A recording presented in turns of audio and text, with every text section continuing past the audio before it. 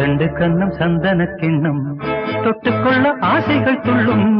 ரெண்டு கண்ணும் சந்தன கிண்ணம் தொட்டுக்கொள்ள ஆசைகள் துள்ளும். பூவை கையில் பூவை அள்ளி கொடுத்த பின்னும் தொட்டு தந்த கையில் மனம் வீசுத இன்னும்.